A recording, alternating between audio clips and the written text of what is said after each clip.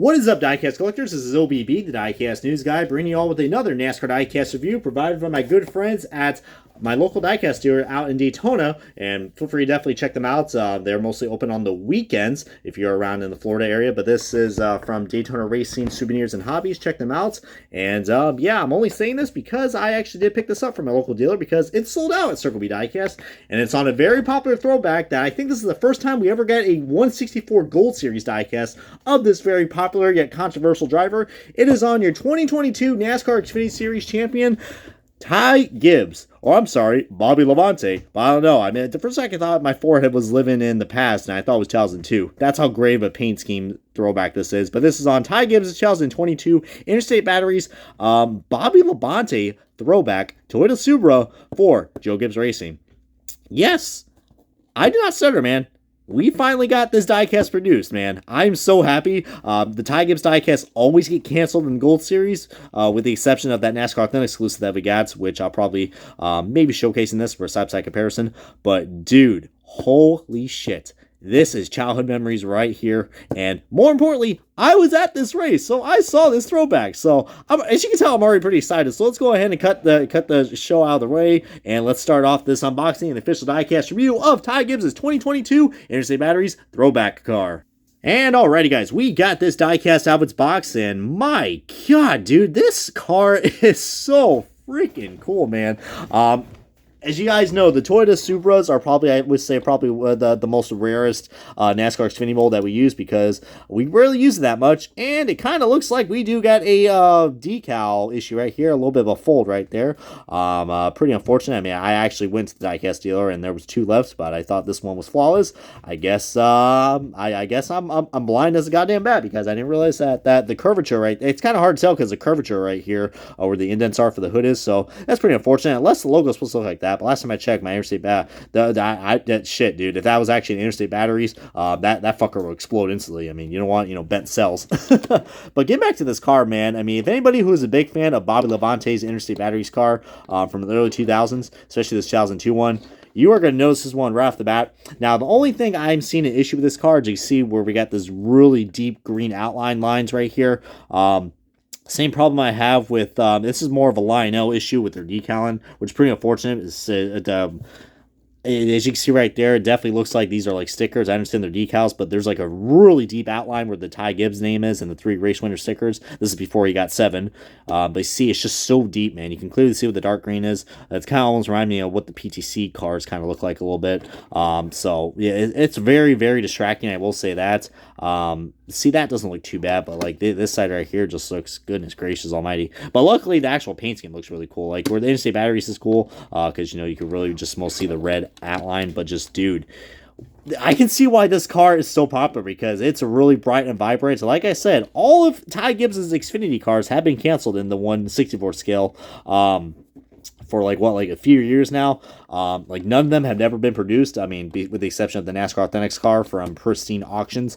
But yeah, I mean, if you guys have the 2002 car, I don't have the 2002 car with me. It is pretty much an exact carbon copy of it, so I like that a lot. I'm guessing that's just how the battery logos is because I'm seeing that it's like curved right here and curved right here. But yeah, if you guys did not know, I was at this race. I did went to the Darlington race back in what was in May. Went there for the Xfinity race, which was pretty exciting. I mean, first time I was ever at Darlington, so I got to experience that exciting Darlington race. And yeah, Gibbs, he started on the pole in this car, and I think he led like a few laps or so, but then towards the end of the race, man, his car just kind of fall off. I don't know if it was just the Toyota, it was just the TRD engine or just his setup. Just, I don't know. It seemed like as the later laps went on, just his car just started falling off, which I'm sure a lot of people were pretty excited to see that because Gibbs is not really a popular driver. I mean, I believe this was, I think a few races before or after his whole incident with Sam Mayer. So, and then eventually with Noah Gragson. I mean, he did race Noah Gragson pretty hard.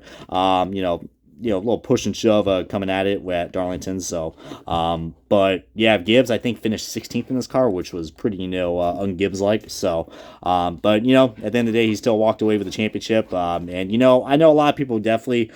I know he's like the new bad boy of NASCAR now, but I was not a big fan of Ty Gibbs. I actually did met him in Atlanta, and he's a pretty cool dude, but just he reminds me a lot like Logano, just like nice guy overall, but when you put him in a race car, he's just like pretty aggressive and pretty cocky. And I don't know. I think Gibbs's problem I have is just he doesn't really take responsibility, or he's not really self-aware.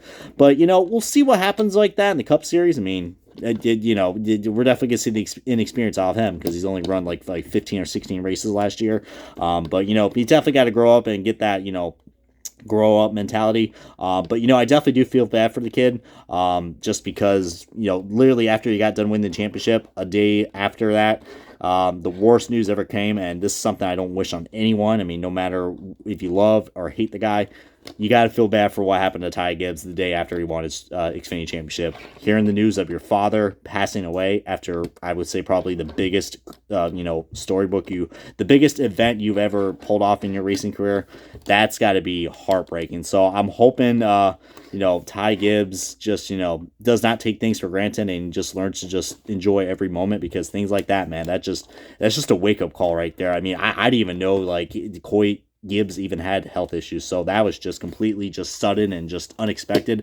But really got to give I really got to give God bless everyone in the Gibbs family is what I'm trying to say, because no one deserves that. And like I said, I know that there's still gonna be haters with Ty no matter what, but after that, you got to really just feel bad for the kid. I mean, it's been a few months now, but still, though, I mean, that's got to take a big toll on your mental health. But get back to the throwback of this car, guys. They absolutely nailed it. And I'm so glad we got this made, because I was a little nervous when this car got offered. I was like, oh, it was going to get canceled, because like the diecast I'm about to show you guys, I'm showing you guys another Interstate Batteries throwback, but mostly because Ty Gibbs did a throwback of a Dale Jarrett Interstate Batteries car, and it got canceled. So, but you see right here, this is the Kyle Busch car from 2015, or I believe 2016, yeah, because the Toyota Camry.